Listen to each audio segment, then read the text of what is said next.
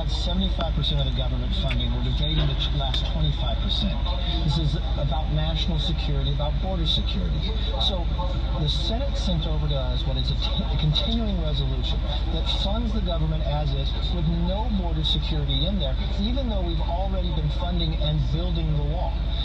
It also had nothing in there when it came to disasters. Remember the hurricanes in North Carolina, in Florida, in Georgia, or the devastating fires in California. So what we will do, and remember there are two separate bodies here, it happens on every bill. We will take a continuing resolution. We will add $5 billion in that for border security. We'll also add the money in there for disaster relief for those states in devastation because they can't wait. A lot of those individuals can't go and plant, can't rebuild. Entire cities are burnt in California, and we'll send that over to the Senate. They can take action. We don't have a problem until Friday, tomorrow late. I think there's some differences, and we can find common ground. It's the way our government's designed to find common ground and come to a solution. Right. But do you think you have the votes? Because you think you have the votes in the House. We will have the votes in the House. We will pass it tonight, and we will send it to the Senate. Now, the question is about the Senate, Mr. Leader. Yes. Because you have Chuck Schumer saying, we're not doing it. You have senators over in the Senate who lost or they were stepping aside, and they may decide they're not going to do this.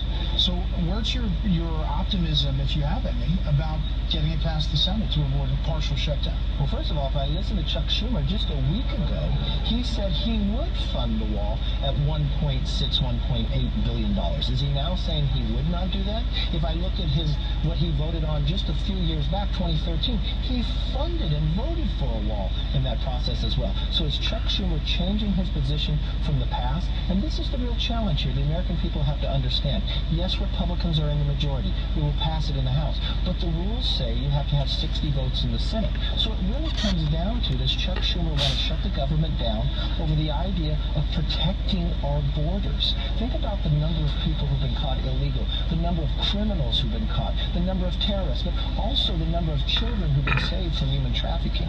This is important. Also, the disaster relief for a number of those states have been waiting months for this money to come through. Is he going to go home for Christmas and not solve this problem? Mr. Leader, this seemed to change dramatically today. You went to the White House. The president, what did he tell you? He said he's not going to sign it, even though going in, did you not believe that they were going to sign the CR? I don't think the president changed at all. The president has been very clear about getting border security. The House has been very clear about it. The only person who's changed their position in this is Chuck Schumer. And one of the real concerns of why Chuck Schumer's changed his position is it comes to about Nancy Pelosi's vote for Speaker. That comes January 3rd. She has a very tight vote going through. Chuck is afraid that if he does something about doing something with border security, that it would upset those new freshman Democrats that are more socialist coming in for her vote. I think the American people are more important. I think our security is more important than that, and we can do bigger things. Let's deal with this and solve it. What do you tell, let's see, the 380,000 employees who would be furloughed, another 420,000 would be exempted from furloughs deemed essential, but they wouldn't get paychecks ahead of Christmas. And understanding that 75% of the government is funded already, the 25% still has a number of people. Well, that's why we're doing this today, so we can get this all done. How many times have you watched this government when it comes down to a deadline to lift something that they haven't been able to do before? We have almost 99% of this all agreed to. The only difference here is Chuck Schumer changed his position about doing nothing along the border. Your viewers have watched what's gone on with the caravan, or the approximately 10 terrorists that get caught a day going through. That's a fundamental difference that we need to protect. And also the disaster money for all those states going through. When you talk about those individuals, an entire city wiped out in California, but they're still in tents, or those farmers that have to plant again, or the hurricanes that hit from North Carolina down to Georgia and Florida. Those are devastations, or the air base that was hit down in Florida as well. These are things that need to get done this year, and we should put people before politics, and it really is going to come down to Chuck Schumer and what does he want to do. Mr. Leader, I have two more questions for you. I know you have to leave for a vote. Steel slats, was this talked about at the White House? Is that somehow semantics, that it's not a wall, but it is a wall?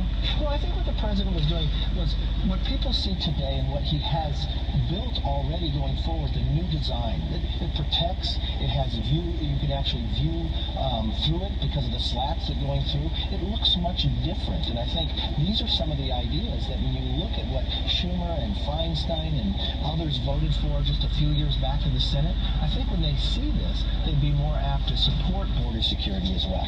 Okay, and Defense Secretary Jim Mattis announcing his resignation. There's no shading the fact that it comes after the announcement of withdrawal of troops from Syria and a significant withdrawal planned in Afghanistan. Your thoughts on this? Well, first of all, I want to thank General Jim Mattis. Think of what his distinguished career. This is a man who's been serving his country since 1969. When he was 18 years old, he signed up for the Marines. He was in the first battle of Fallujah. So many of what has happened and the success of America in the last number of years, Jim Mattis has been a part of. And the success that he's had as Secretary of Defense as well. Yes, there's a difference of opinion going forward, but this man has served his country well, and he has fans on all sides of the aisle. And anyone that I've ever talked to that's been under his service has the greatest respect for him, and I do as well. I want to thank him for his service. Are you not concerned about the turnover in this administration? Two national security advisors, General Flynn, General H.R. McMaster, the Secretary of State, obviously, the CIA director getting changed, now the White House Chief of Staff. Two of them have left. Are you concerned that this was a direct result from the president and how he's dealt with foreign policy? It is a natural after the first 2 years, because these jobs are very trying on an individual, of making a switch. But I've heard about General Mattis thinking about leaving prior to this, but I know those decisions have been made, and I respect his decision. I've looked at the CIA, Pompeo, he moved up to Secretary of State. Yes, there's changes going through, but you want to find to get the very best people on the bus, and I think Jim Mattis has been the very best going forward. And are you concerned about the Syria move? I've watched what this administration's been able to do, something that the Obama administration had not been able to do by combating ISIS and making the influence and growing our military. I have concerns with the decision that the president had made. I think there's things that we should relook on that, especially from the strategic point of view around the world for our allies and others, and what that decision will make for our future allies going forward. Mr. Leader, we appreciate your time, and I got to go to a vote. I hope you're not here through Christmas, and we'll touch base tomorrow.